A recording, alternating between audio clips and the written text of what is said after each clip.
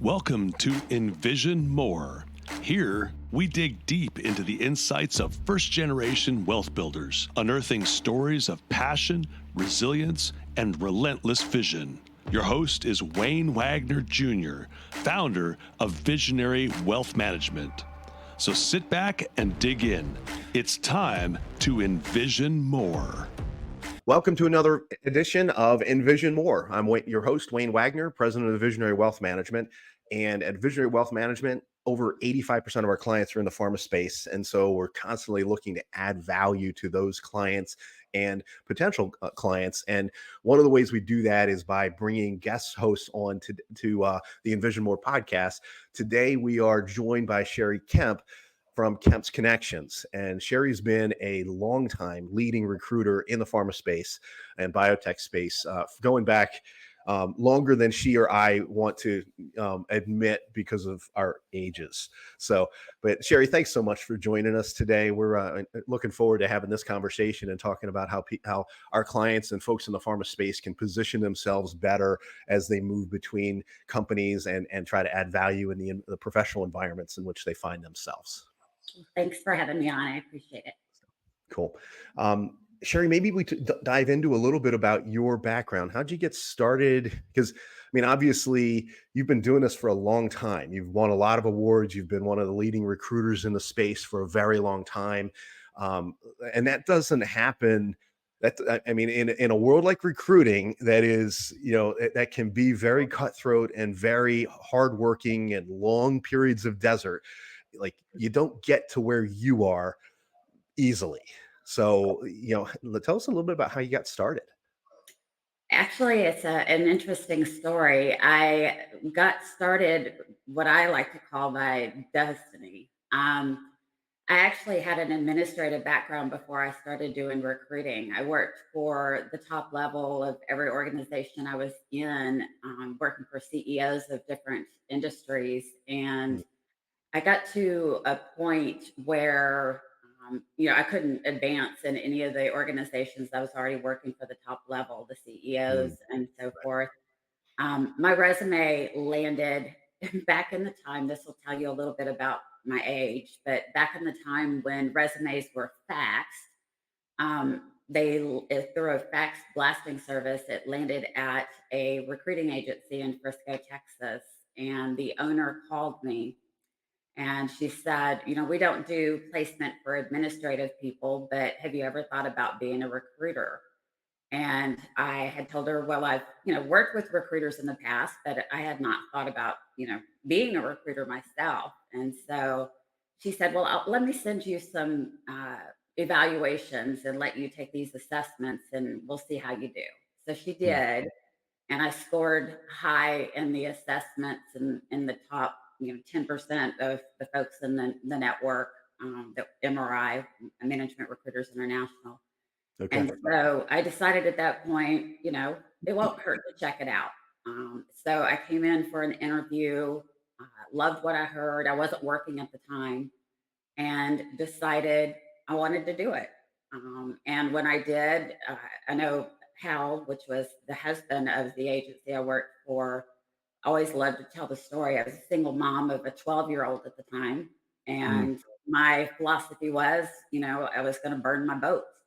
I was going to do whatever it took to be successful. I had a 12-year-old daughter that I had to support. And so I just knuckled down and pretty much taught myself. Our training at the time was CDs on computers.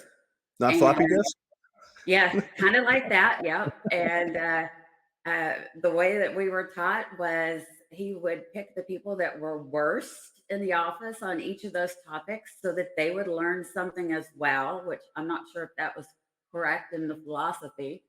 But they would teach that topic, go over those, CDs with us. And, that was our modules. And, then I just buckled down and, kind of self-taught my recruiting. I did have someone else in the industry with me for the first few months, but then she left. I made my first placement with her in the first 6 weeks. And then, just like I said, I just put my head down and took care of business. I'm a very quiet person, so I wasn't one that was socializing a lot. Actually got my nickname in the office because every once in a while I would just, make a little quip out of nowhere. And one of my colleagues nicknamed me Sharky because it was, silence. And then every once in a while I would, whip out some smart ass remark. And so I Right, right. became known as Sharky. There And you that's go. carried through my entire career. So Okay. Well, that you said something there. You said a mouthful there about in terms of coming into a career that's really. I mean, this is a ultimately it's a sales position, right? You've got to close yes, business and get people to absolutely. make decisions. And having, I mean, single mom coming into the industry with a 12-year-old daughter, so expenses, and then, but having a burn the boats, burn the ships mentality that this is going to work. This is my out. This is how I provide for my family. Yes, I mean, that is, I think that's the part of the origin story of every successful entrepreneur that at some point they had to go all in on something. And it wasn't, I'm going to follow my passion and I'm going to follow my dreams and my heart. I'm going to get good at something that can put food on the table. And absolutely. yeah, Yeah, that's it's great. 100% commission. Right. So it was, if I want to eat and feed my child, then I had to be successful. But in Right. reality, I wish that I had done this, 20 years prior, Mm. because I feel like this is what I was born to do. Well, And 20 years prior would have put you at about 4 years old, right? that's right. So, That's right. I so, should have been doing it when I was born. Exactly. Exactly. Um, but you're a few years down the road into this at this stage. Now it's Kemp's connection, Yeah, so it's not you're not working for somebody else. You're running an agency yourself, correct? that's correct. Okay. And I mean, one of the things we've seen over and over again with this kind of successful career track is as you, I mean, you already mentioned, you go back to John Maxwell's law of the cap, right? You were already capping out in those administrative roles, and that's why you had to find a different boat to be in, in order to a different career to be in. Um, what led to like what was the transition from working for someone else to working for yourself? And were there pivot points there where you had to leave something behind, or were you able to take a book of business with you? Like what was that transition like? Well, we were real fortunate in the agency that we worked with. From the get go, we were given the leeway to really run the business as our own business under the agency. So we hired whatever clients we wanted. We negotiated our own terms. We were able to fire whatever clients we wanted to. We worked with whatever candidates we wanted to. So we were really given the opportunity to run the business our way. So for starters, that was, one thing. But we didn't own our own business, obviously. The reason that we went out or I went out on my own, it was kind of a catalyst of things all at one time. um, the company, the owners are a little bit older, Okay. and their contract with MRI expired last fall. And at that time, they were not going to renew. And a couple of my colleagues wanted to go out on their own as well. And so, and there's my dog. Yeah, And there he is. so it was an ideal time for us to just venture out and do that. And so what we did was actually buy our business from the owners. Okay. And that meant that, sorry, she's going to be a part of the interview now. Oh, good. Yeah. Um, she does this in my meetings with clients and candidates too. Um, she buying the business meant that I was able to acquire my database. So my network of 20 years remains intact. All of my notes over the 20 years, I still have access to, which is great because I'm Yeah. very meticulous about every conversation. I take notes in the database, Mm. which is Interesting. I was talking to a gentleman yesterday, a chief commercial officer of a company, and he was like, "When was the last time we spoke live?" And I pulled up the notes, and it was 2009, and I Mm. read him the notes that I had taken, and he's like, "Well, that puts a smile on my face." And I'm like, "Well, if you want another smile, let me tell you what your compensation was in 2009." Uh, so, my notes are really important to me because they're a way to reconnect with the people, because it tells them that, they were able to trust me enough to put their guard down at one point. So it really lets them put their guard back down because they did trust me. Yeah, So I did have the capability to acquire my database and keep my network intact. My phone number stayed the same, so I don't lose right, access to the people. I did send out multiple emails and posts on LinkedIn to let everybody know that I'm under a new company name. My email did change, although I did uh, acquire a license for the Parkwood email for a year so that I could put it out of office, because there are still some people that are right, emailing the Parkwood email, right, and let them know to email me at my new address. yeah, So at least I have the ability to keep the continuity right, with the network. And I offer that to the clients. It's a new yeah. company name, but it's still the same resources, it's still the same team, it's still the same level of service that they were getting with me under the Parkwood name. Right. Now, did you I mean, you had a bunch of years experience, 20 years experience, so within the last year or so, you've kinda gone independent under a new title, Kemp's Connections, which I love the name Connections for a recruiting firm because, I mean, so much of what goes on in the industry, it's as big as the industry is, it's really very small, and, I was in Lake Tahoe, last summer with my team, and we're staying at, we're at the Ritz-Carlton for a couple of days, and Astellas Pharmaceuticals was having one of their big annual meetings there. And I'm at Astellas Pharmaceuticals. Their whole leadership team is there, and half their leadership team is people I know from AstraZeneca 25 years ago. Yeah. And it was just amazing, like and that's just one of from my pinprick view of the industry of how people just move around the industry, but leadership wins, and you see people move up in through organizations and other organizations, and then different leadership group will come together, and it's just absolutely amazing for me to see how that evolves over time. um, Talk to me about so when you were 20 years with MRI, was that all working in pharma? So you were able to kind of hire and fire and that kind of stuff, but was it that your niche has always been kind of pharma recruiting? Yes, I Mhm. recruit in pharmaceutical, biotech, and some medical device. Okay. Okay. And I work primarily in small to mid-sized companies. Okay. I have done larger pharma, but I prefer the small to mid-sized companies Mhm. uh, for the most part, just because I prefer being a strategic partner versus a vendor. Right. Right. Part of that is, you know, my job is not just bringing the talent to the table, but it's also bringing market insight, being Mhm. able to counsel them on, what they're looking for versus what the market bears.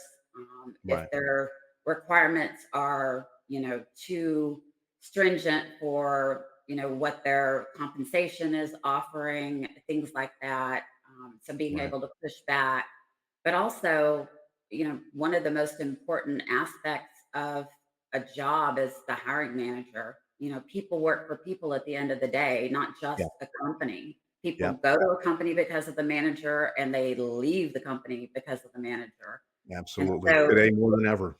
Yeah. yeah, it's very, very hard for me to recruit for a company and talk to a candidate, um, and have them ask me, well, tell me about the hiring manager. And all I can say is, well, HR says they're great. You know, Right.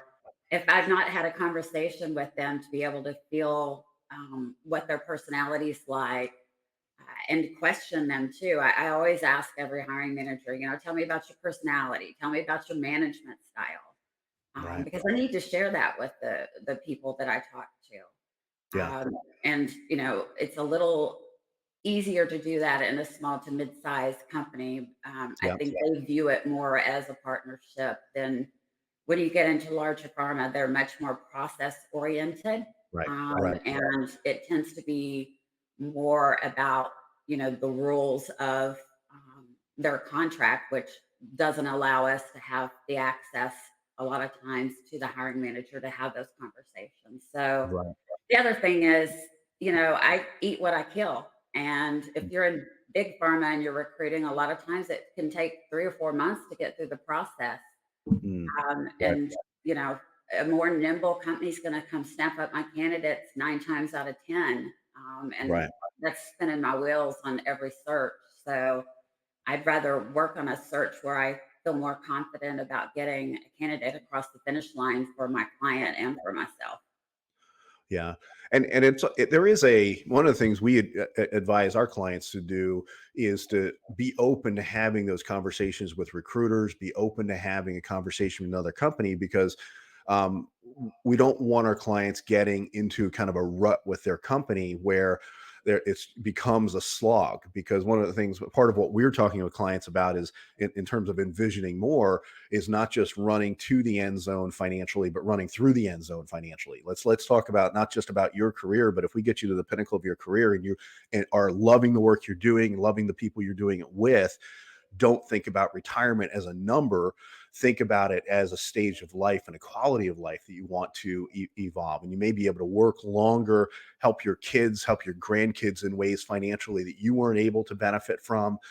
If you've got a role in an environment and a culture that you're happy working in. And so I know that when we're having those conversations with clients, and so like you said, but when people start having those conversations, if there is someone who, like you, who on the other side, who's keeping a long-term relationship, having notes and having conversations that last sometimes decades, and then able to add insight to the culture, the hiring manager, the environment that a client may be walking into, that becomes, suddenly you can go from just yeah, I'll take the call to, hey, maybe this needs to be my new home. Right. And Exactly. yeah. So no, that's really healthy. And you're right. In bigger environments where it's more process oriented, it's harder to get to the hiring manager. And the recruiting role, your role is so necessary in helping clients make those, massage those transitions. How have you seen, and we'll talk kind of pre-COVID, post-COVID at some point here, but you and I have also had conversation about where we talked about kind of where there's a lot of talent out there versus when there's a little bit of talent out there. And so there's hard hiring environments and there's soft hiring environments. Can you talk to us about maybe what you've seen historically, maybe where we are right now in that process? Sure. Up until last year, we've enjoyed being in a candidate driven environment, which obviously for the candidates is great. That gives them the opportunity to look at multiple options. It puts them in the driver's seat. It lets them negotiate, in a stronger position. And often they have multiple offers to choose between. Hmm. The environment last year shifted. A lot of that's due to the economy. I think, in particular, in our industry, a lot of that's due to the Inflation Reduction Act. Hmm. Some of it's also due to the inability for companies to get funding. Some of it's due to the FDA cracking down on getting drugs approved, requiring companies to go back to additional clinical trials and then again choosing not to move forward due to funding or whatever the case may be. Hmm. And so we're seeing, some crackdown on expenses because of that, and less hiring. We're seeing a lot of layoffs, and more people on the market. So what we've seen is a reduction in jobs out there. I know I've polled people on my LinkedIn. I have well over 20,000 connections on LinkedIn. Mm. And I did run a poll to kind of see, what are you seeing out there in terms of the number of positions versus, this time a year prior. And it was between 20 and 40% less positions than Mm. what they had seen the year prior. Right. There are a Right. lot of people out there that have been out of work for over a year. So, what Mm. positions there are out there, what I'm hearing on a daily basis from candidates is, you know, a lot of times those positions are already filled or they're going internal. And sometimes people feel like the positions are just, those positions where they're just trying to get resumes into their system. I don't know if that's Mhm. actually the case or not, but they don't feel like the positions are real. Mm. Um, I do think that at this point, we have shifted into an employer-driven market, where there are fewer positions and there's a lot more competition. If you look at jobs posted on LinkedIn, just within, a matter of 24 hours on a lot of these jobs, you'll see hundreds of applicants. Mm. And Okay. so, it very much discourages candidates from applying. They feel Right. like, it's what are the odds of them even getting reviewed? Yeah. So it's very much employer driven, and that in turn means that they're in the driver's seat in terms of what they can ask for, and I think that's one of the reasons we've seen the shift go from working from home to employers saying, we want you back in the office. Mhm. Right. We've proven during the COVID days that, employees had the ability to successfully work from home, but now Right. companies have shifted back to saying, either we want you in the office 3 days or 4 days, and some companies are saying 5 days a week now. Right. But they have the control because it has shifted to the employer driven market. They can also control the compensation in an employer driven market. We have Mhm. seen some shift in compensation as well. Right. And, it is very much, in terms of requirements and things like that as well. Just fewer positions, more competition. Okay. So one of the other things that we've seen for the first time over this past year has been the rise of AI in this process. So I have clients who they'll submit a resume through to a post. They'll Yes, get the interview, and then the interview is actually with an AI person on the other side, where it's there's an avatar asking you questions, and you're on video, and somebody's going to review the video, but it's not a real person who's actually doing the interview questions, and that's been fascinating too, because and that kind of raises the skepticism on the part of the client, because like you mentioned, like we talked about, culture is so important, hiring managers so important. If I'm being interviewed by an avatar, that's not actually a real person, what is my actual work experience going to be like? So exactly.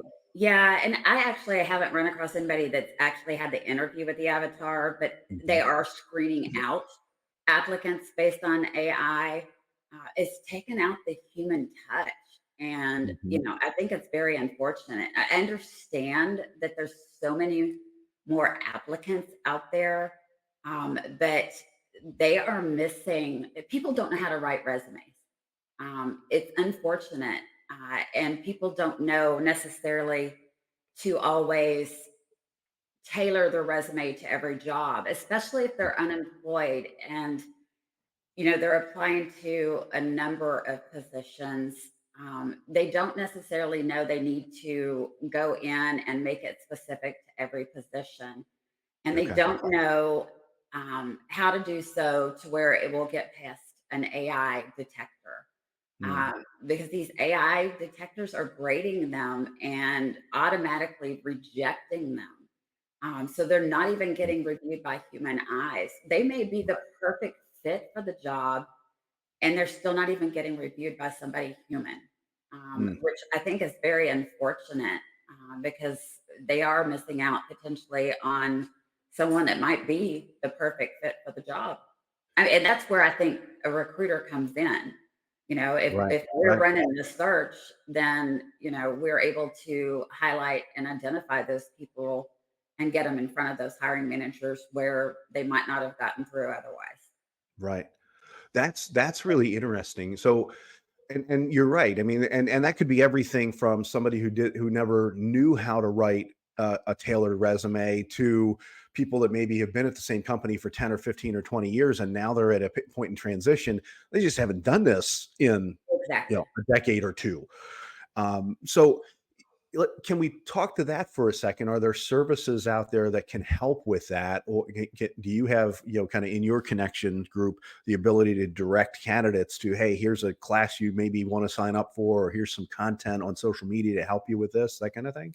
Yeah, I actually offer resume writing service at Kemps Connections as Oh, well. okay, okay, Yeah, so they can always email me or uh, contact me through LinkedIn to do that, and I can quote them a price for that. But um, it's definitely it's just not something that people do on a regular basis, right, especially if right, they've been at a company for a while.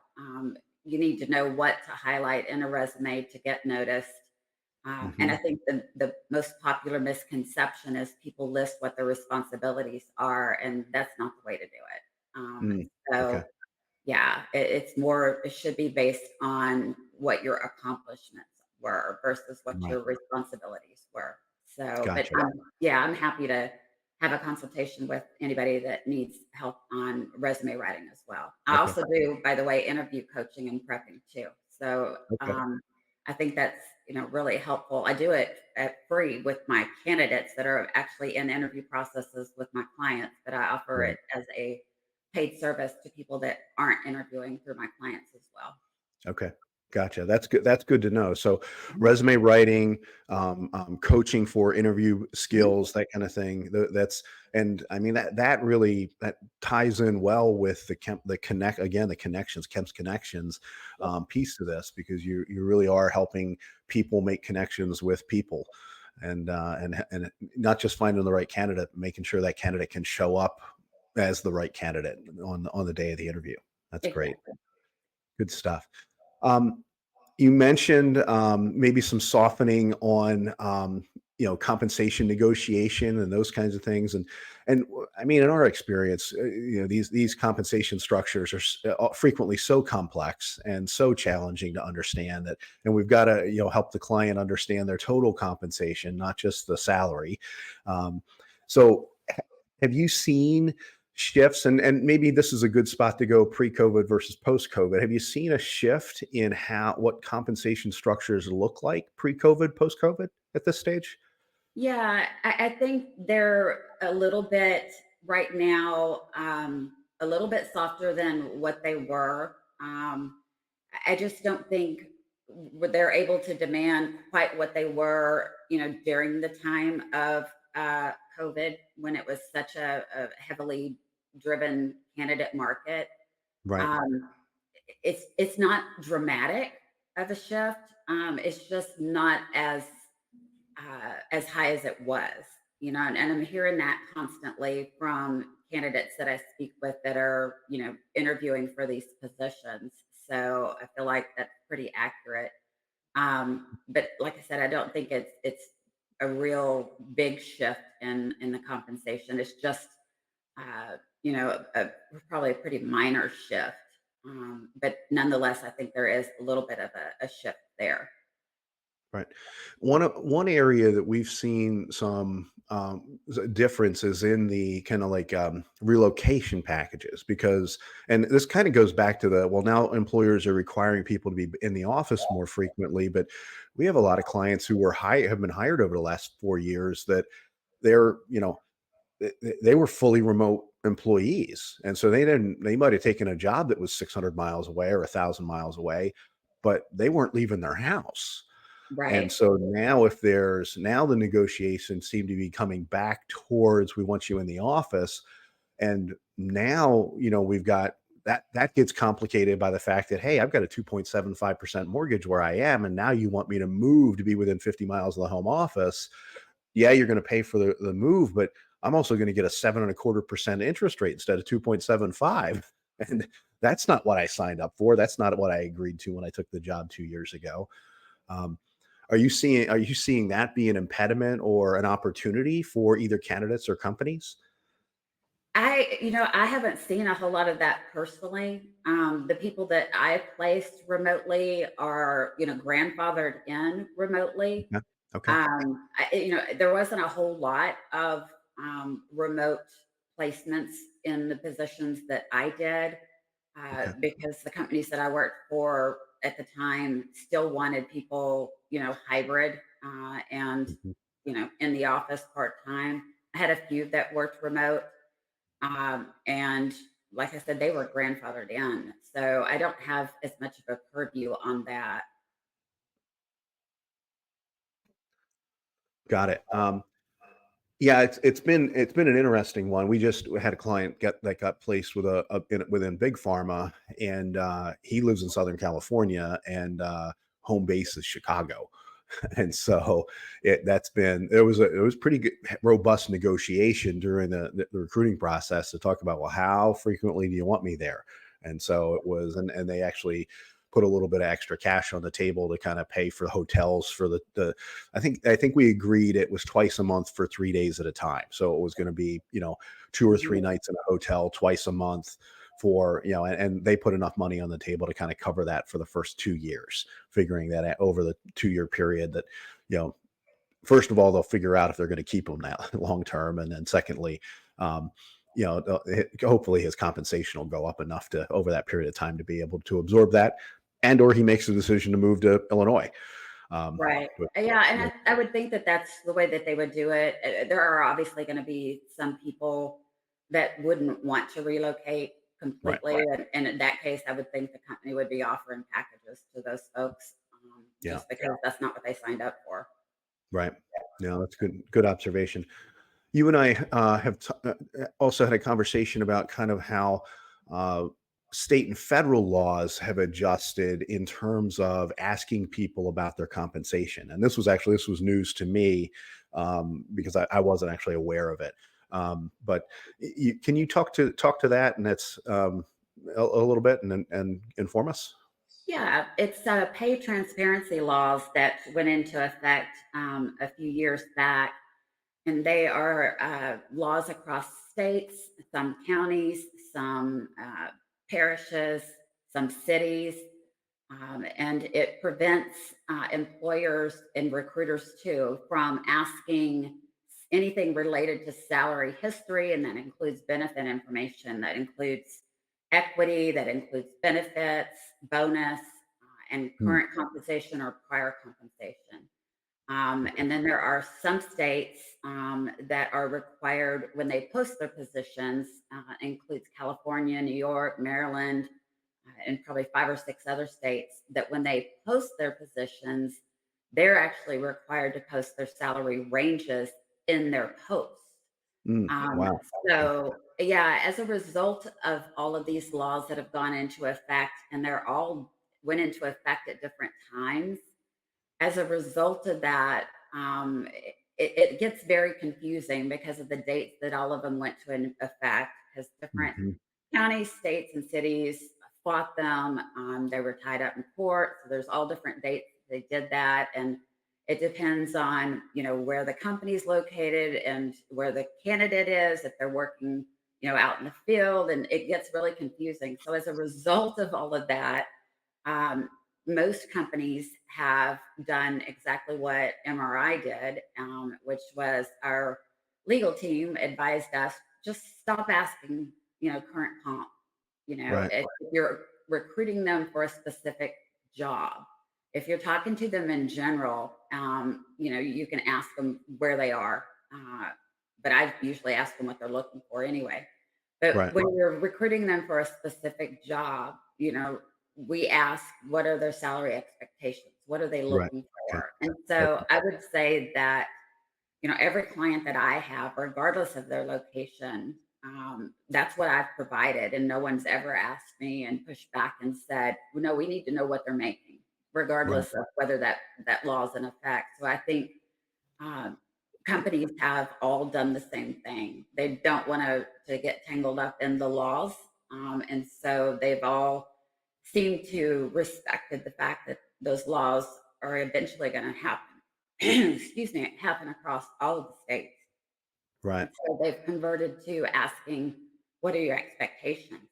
The Right. only time that they can ask what their current compensation is after an offer has been made. Okay. And at that point, it is not supposed to have any impact on an offer. Okay. So, um, and I don't feel like really at that point they should be asking anyway, but they apparently can.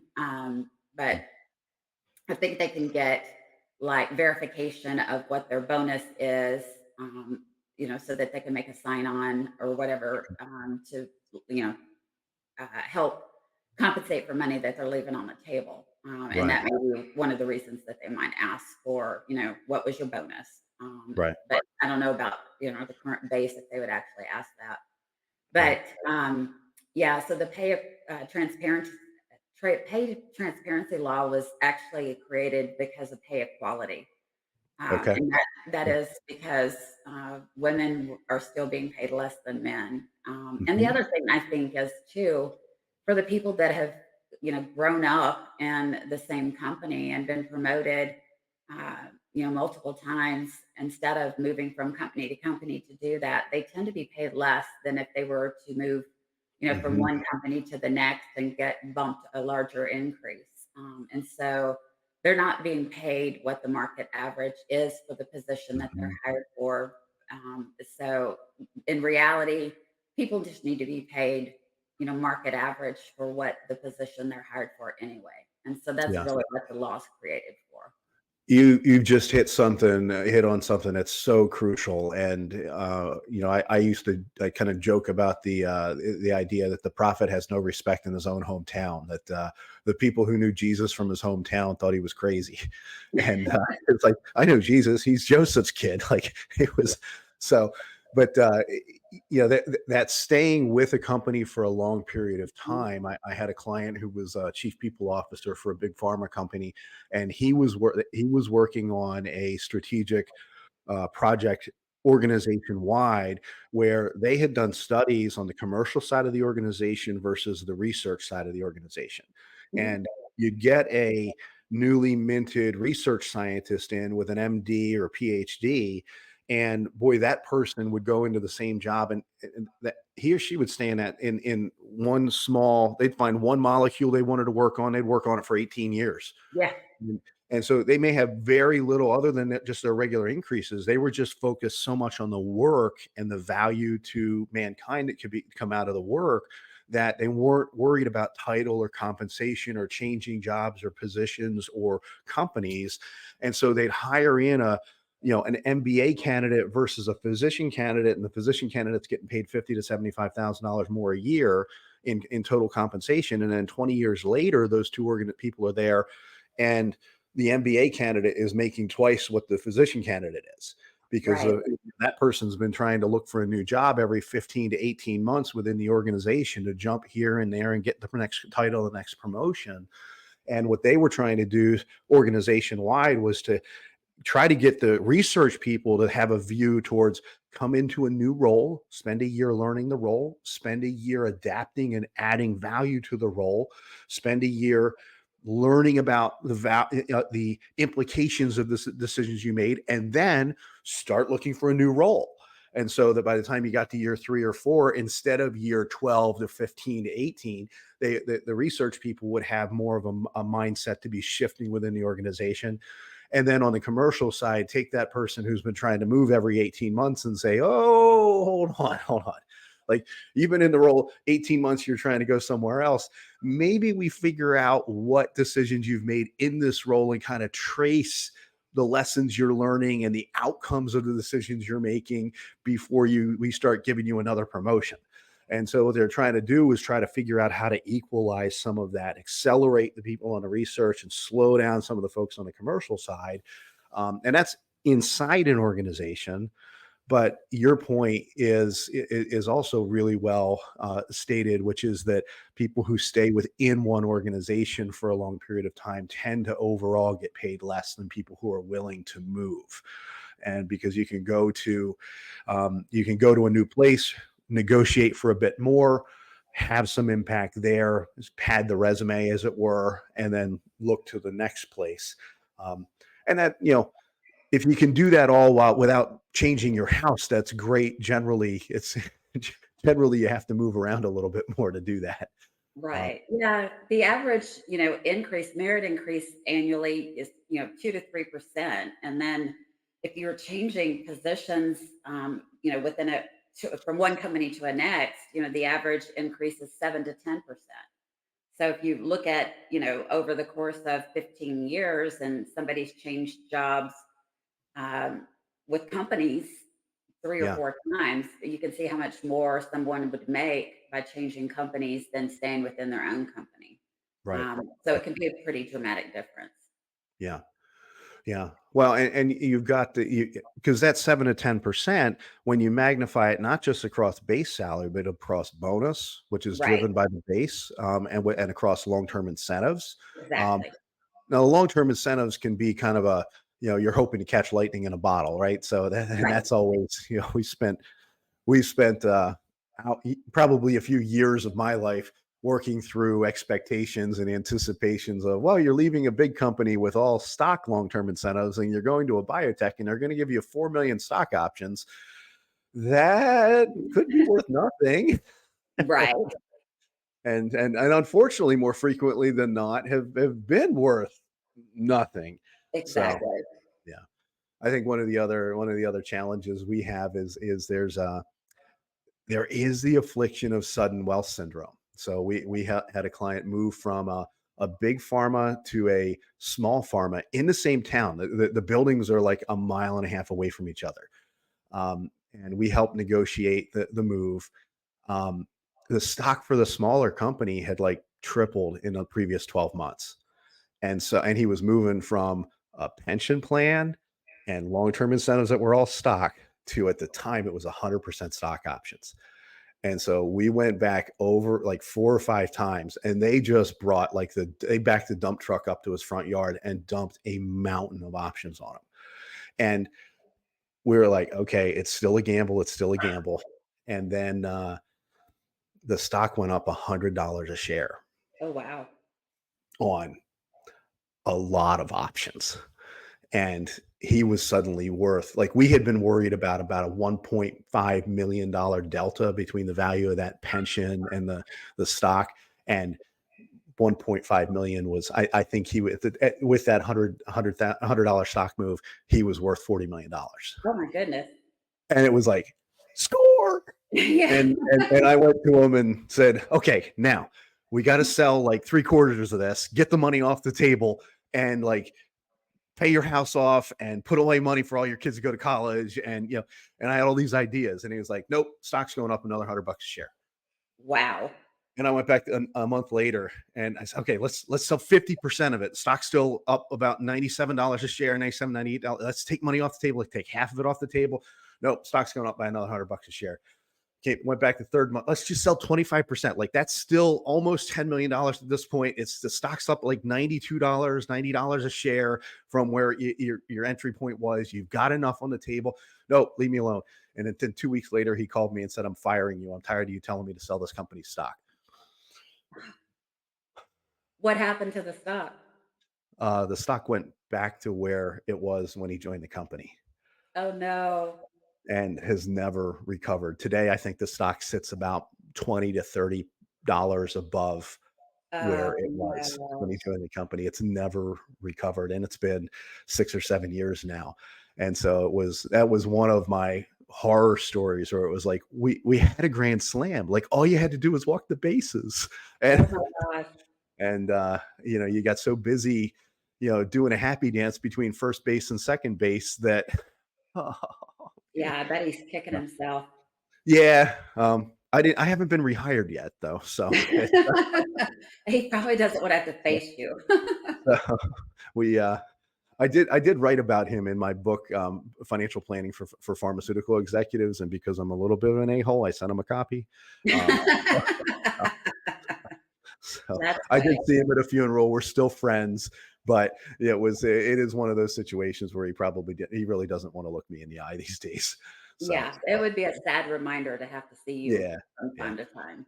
great. I had another situation like that. I met a guy who was 69 years old, and he bragged to me about the fact that every year he had maxed out his 401k by the time he got his bonus on March 15th. And so he would not have to contribute to his 401k for 9 months out of the year because he contributed so much and maxed it out by March 15th. And I had to be the one to tell him that the company matches the 6% on a paycheck by paycheck basis. So the fact that he's not been contributing out of every paycheck all year long for the last 30 odd years he's been with the company means he's been missing out on 3/4 of the match on his 401k for the last 30 years. Uh-oh. And he's well, that's not, you're an idiot, Wayne. That's not how that works. And then he went back and his next call to me was, "Do you know a lawyer? Can I sue my company? Because nobody ever told me this." Oh, I'm like, "Well, I can wow. assure you it's in all the fine print." Um, Wow. and then that guy came back to me and said, "I can't work with you." And I'm like, "Really?" And I'm like, I just like my first meeting, he's like, "Wayne, dude, first of all, you reached out to me 20 years ago, and I could have fixed this 20 years ago if I'd have just taken a phone call from you. And so when I think about you, I think about the fact that I perpetuated 20 years worth of mistakes because I didn't take the first phone call from you. Yep. And now when I think about you, I just want to vomit because Oh, you're the guy." What he said was, it's like, it would be like having a conversation with a state trooper who came to my front door and told me my wife was dead. yeah. I was like, "Well, that's extreme." But he's like, "Wayne, that's like, I did the math. It's well into the seven figures what I've lost in Oh terms my of company gosh. match and what it would be worth with the growth. And Uh, you're the guy who pointed out the most egregious financial mistake I've ever made." And yep. so, like, I'm You like, would be a okay, constant I reminder. accept that. Yeah, I accept That's that. I said, awesome. but I'm going to use that to get my next client. So, so, Wow. Oh so my it's, gosh. well, and I think for you and I both, we've been running around the pharma and biotech space for over 20 years each. And, I think we accumulate these stories where there's massive opportunity to help people. And there's also the train wreck situations where you've had somebody, I know you've got, and I won't ask you to elucidate on them now, but, I know that you've got those situations where it's like you didn't quite have a grasp on what that company culture was, and the client got there and it was just like, oh, this was the wrong move for this person, or this was the wrong candidate. But you've also got the huge wins. It was like, man, this person was absolutely the missing piece to this small team. And once that person got there, boy, now they had rocket fuel and just went because of your work and because of the person you found. So, and I'm sure there's many more of those huge wins than there are losses. So, For sure.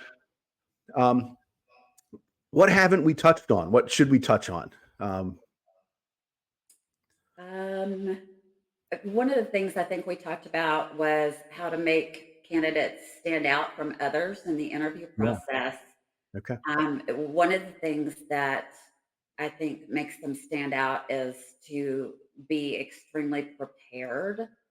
I know when I talk to clients, often I get horror stories from them how people show up at interviews either in person or virtually, and they know absolutely nothing about the company. Mm, Um, when they ask, "What do you know about the company?" they'll say, "Well, can you tell me about the company?" Or when they get to the point of the interview and the interviewer says, "What questions do you have for me?" The interviewee has no questions. So that really tells the company that you haven't done enough research to know what to ask. So how can you right. possibly be that interested? Mhm. So my suggestion is to be extremely well prepared, and that means doing homework on the company, reading their website, reading their press releases, going to their LinkedIn, looking up all of the panel on the LinkedIn pages, Mhm. looking at their backgrounds. If You look on LinkedIn, find out if you know anybody that works there. If you do, connect with them. Ask them about the people on the panel, ask them about the culture. The more you know about the company, the better off you are. Right. Um, Right. and the other thing you mentioned earlier in the conversation, the industry is much smaller than people outside of the industry think it is. And that's exactly the truth.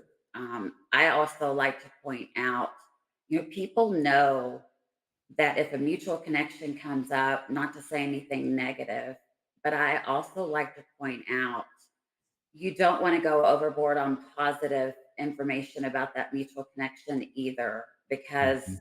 the interviewer might not have the same perception of that person as you do. And if you've just gone Mhm. and said, they're the best marketer I've ever worked with, or whatever they are, they may think that person's lousy. And Yeah. now they're not so sure about you because your bar of Mhm. greatness is this lousy person. Right. So my suggestion is always to put it back in their court. I know Susie Smith. How do you know her? And that way you get a little bit more insight before you just jump into the shallow end head first. Right. But I think just being prepared really sets you apart because there's so Mhm. many people that just aren't that prepared. Learn about the product, the history of the company, the Right. people, the culture, everything you can. Yeah.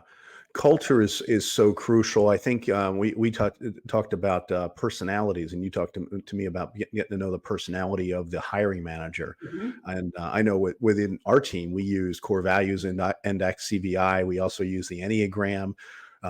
I think one of our team members just got pillows, like throw pillows for everybody with their Enneagram numbers on it. So uh, we're doing some work on that front. But that those being able to communicate in some of those CVI or Enneagram configurations also helps with us with our culture internally, Yeah. because now I know how to relate to, and we can, there's a book, the five love languages, that's been adapted for professional environment as well. So how people give and receive respect basically in a work environment, how they receive affirmation. Like, I walked in with a new shirt on yesterday, and a couple of the ladies on my team are, "Look, that shirt looks great, Wayne." And I'm just like, I'm not a words of affirmation guy, so I'm like feeling really uncomfortable. Like, I want to go hide in my office now. Um, and I'm trying to deflect, and my sister works with the team, and she's like, just stand there and take the compliment. But it's really hard for me to do that, because I'm just not a words of affirmation type person. But I have people on my team, and ultimately we will all have people on our teams who Mhm. words of affirmation is, that's where they feel paid. Like, you can get more out of a public, Sherri, you did an amazing job on this project, thank you for getting us. That's worth more to Sherri than a $10,000 check or a $20,000 check. And meanwhile, there's other people who, it's very different. If you call them out publicly like that, they might quit, Right. because they not Right. call me out publicly. I want to be part of the team. I want to be, it's a team effort. I want to be, and for the last thing I want to do is have my name up in lights.